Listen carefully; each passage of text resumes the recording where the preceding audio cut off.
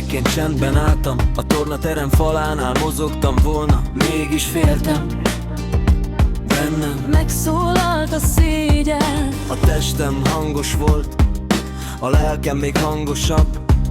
A kérdések már akkor bennem visszhangoztak. Nem értettem izmokat, csontokat, de éreztem az embert. Valami mindig azt súgta minden egybe, én a végtelennel. Testen át, a fénybe, a fájdalmon át, az égbe, a seb most kapul el.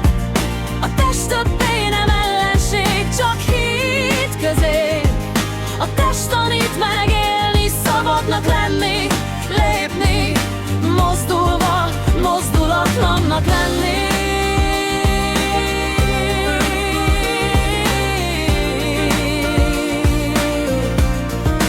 Mozdulatlannak lenni.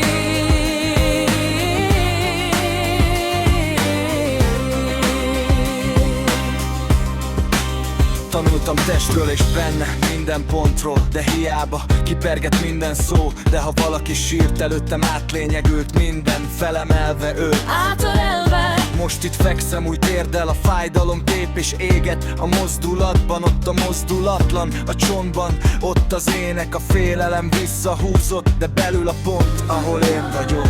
fény áll a mozdulatban. Mozdul a fény, a megtorpanásban, út indul, hol nincs út, mélység és magasság mind üres.